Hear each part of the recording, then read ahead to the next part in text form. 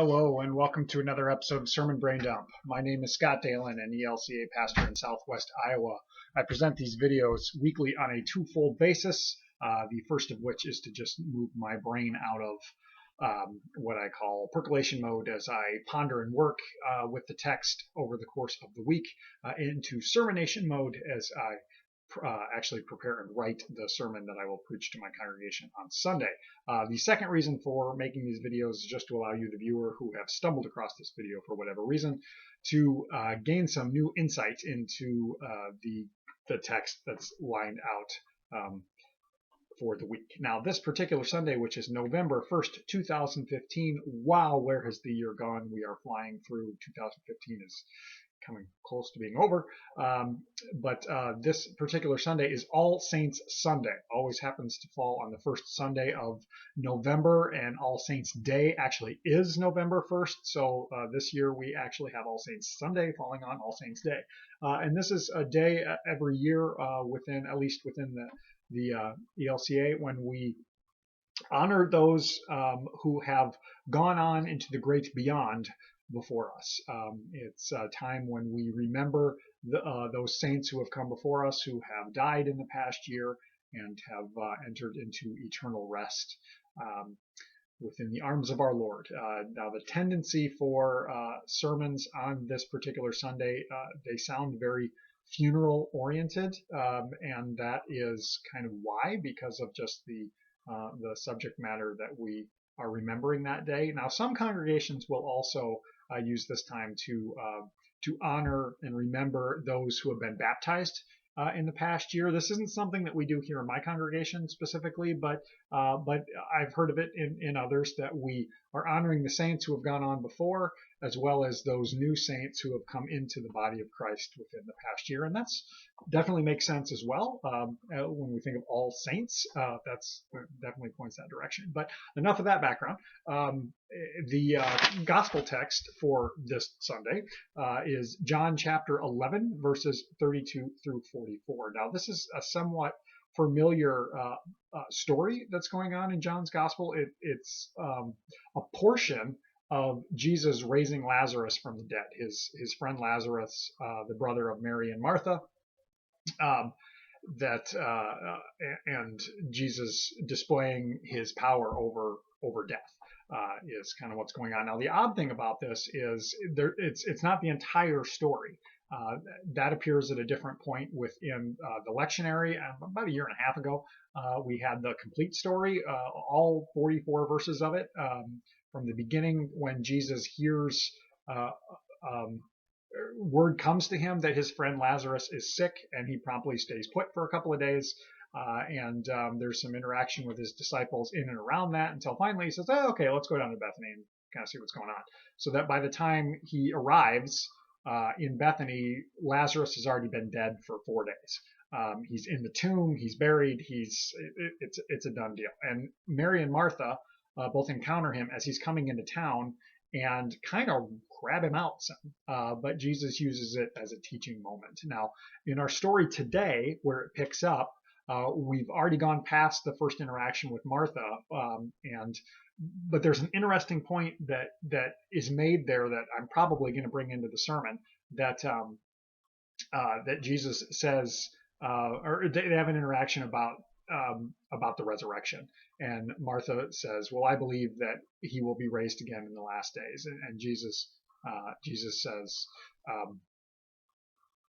That if you, gosh, I'm totally blanking on it. So let's see how fast I can find John 11 in my Bible. Musical interlude here while I'm looking.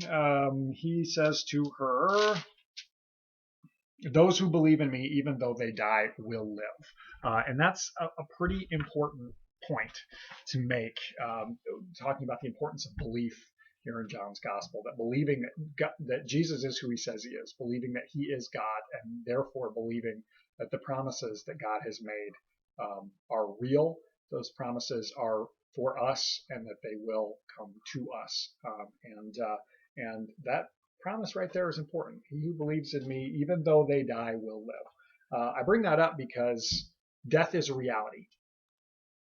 It's a hard reality, one that we fear, one that causes pain, one that causes anger. Um, Anytime you've, perhaps in your family or in your circle of friends, if you've experienced death, you probably know this. It comes as no great shock that to say that death is hard.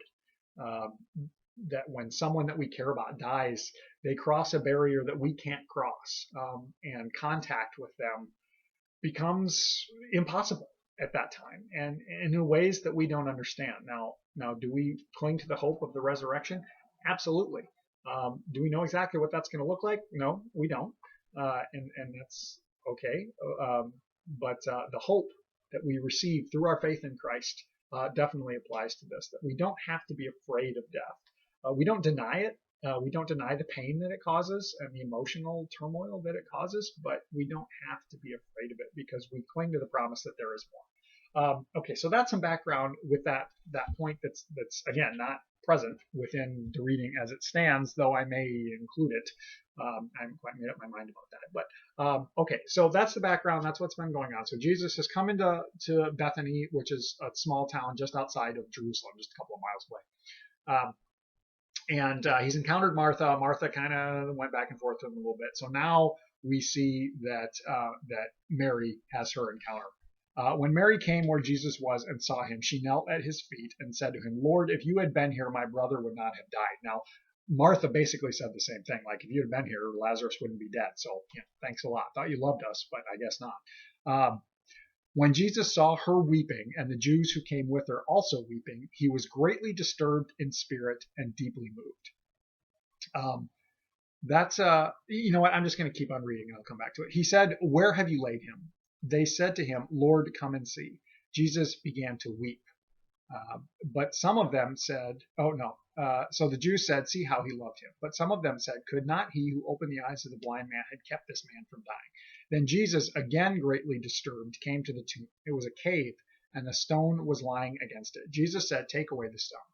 Martha, the sister of the dead man, said to him, "Lord, already there is a stench, because he has been dead 4 days." Jesus said to her, "Did I not tell you that if you believed, you would see the glory of God?" So they took away the stone, and Jesus looked upward and said, "Father, I thank you for having heard me. I knew that you always hear me, but I have said this for the sake of the crowd standing here, so that they may believe that you sent me." When he had said this, he cried out with a loud voice, "Lazarus, come out." The dead man came out, his hands and feet bound with strips of cloth, and his face wrapped in cloth. Jesus said to them, "Unbind him and let him go." Okay, so that's the story. Now, as per usual in the gospel, and particularly in John's gospel, which if you've seen me talk about, John's my favorite gospel. I really kind of love it. There's a ton going on here within this. A few main points that I want to hit on that I'm probably going to go in this direction with the sermon. As I mentioned before, the hope that we find in the promise of God about the resurrection. That's what I'm going to cling to. And some of the other texts within the lectionary that go along with this passage this week, the other readings that we will include, they all go at this direction. And there's a theme in there about wiping away the tears, or about tears are present. We even hear in this passage that Jesus weeps at the death of Lazarus, and in fact the Greek of that particular verse, which here it says Jesus began to weep, it's the shortest verse in the New Testament. Jesus wept. But we have that. There's a part out of Revelation that also quotes the prophet Isaiah, which is the other reading, and they're all in there. And it talks, and I'm going to reference that right now. I'm going to include that from Revelation 21, 1 through 6a is that particular reading. And it says, "See, the home of God is among mortals. He will dwell with them, and they will be his people. And God himself will be with them. He will wipe away every tear from their eyes. Death will be no more. Mourning and crying and pain will be no more, for the first things have passed away." There's also a reference in that passage, a portion that I didn't read, that talks about the new heaven and the new earth, for the first heaven and the first earth had passed away, and the sea was no more. That's an important thing, the sea. Now, within the Hebrew culture, the sea represented the abyss, the chaos, the unknown. And we see that right away within creation, all the way back, that God separates the chaos from the land, when he separates the waters of the sea from the land. God takes the chaos and holds it back. And now in this new creation, that chaos, that abyss will be no more. And that is in there. And I may make this point, I may not, but I'm really kind of drawn to it. This notion that when Jesus cries out to Lazarus, who's in the tomb dead, he cries out in a loud voice. And a lot of scholars think it's because he's crying out against the abyss. Death creates that chasm that I mentioned before, that separation that we can't overcome and the separation that we don't understand. And yet Jesus, being fully God, is able to bridge it. His voice can call Lazarus back from this abyss that he's in, this place of the dead people. Sheol is a word, the place where dead people go. And that's where Lazarus is, wherever, however that is. And Jesus calls him back from it. And so Lazarus, lying dead in the tomb, gone into the abyss, gone wherever it is that dead people go, hears his name, called by God, and comes out. And I love that, but I'm kind of getting ahead of myself. So that's one of the things that's going on here, and that's kind of where that hope is found.